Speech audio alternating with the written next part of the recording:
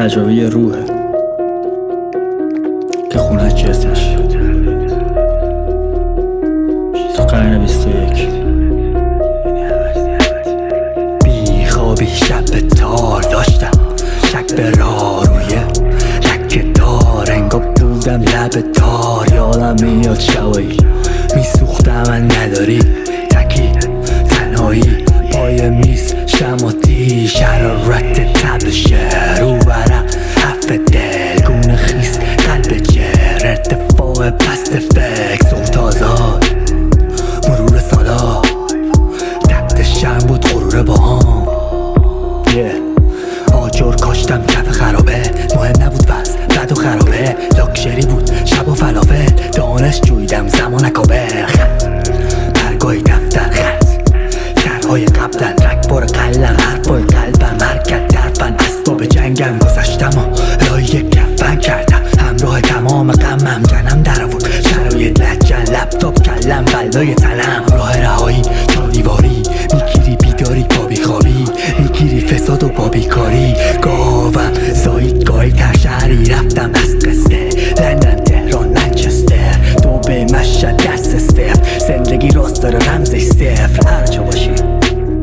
خوردی زمین باز درجا پاشی شاید بگی پاشم که چی زیر خاکم آینده هیچ ولی تازه اولشه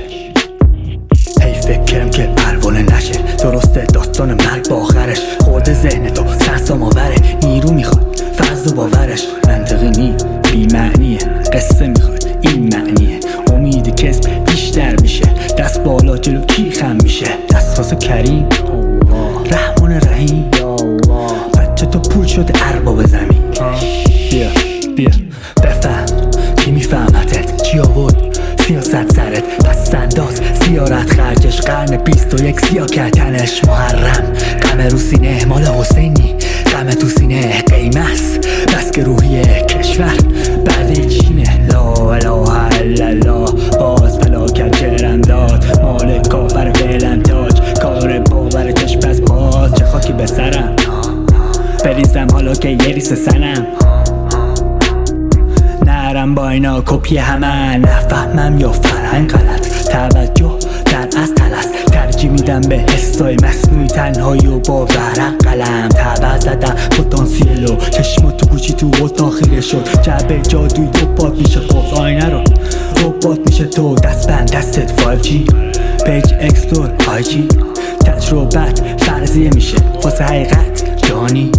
زیبای خفته لالالالایی بیدار شد سالا ما خوابیم حبه نمیریم ما با پارازیت بازه نیست بنویسم راسو با ماژیک مسئول پس رفت حرکات علکی مشغول مصرف حوضای صنعتی دستور بستن در صدای ابدی بس بوده رسما دلبر نفهمی خودمونو خواب دوست داره دروغا رو باز گوش داریم قانون چارچوب سانسور داریم چوبونی راستگودایی هست سخت خطر امنیت دست داریم عدم قطعیت وایبش منفی اثر هر نیت نکته بعدی دقدقه تغذیه شربی نمیکنه بدن و تربیت اضافه رو بده پر کلم و سبزیت تجارت حل کن حرق و تفریح کرد نمیگم نخور هدف کن ظرفیت فکر نکن دور شده من مسئله رب داره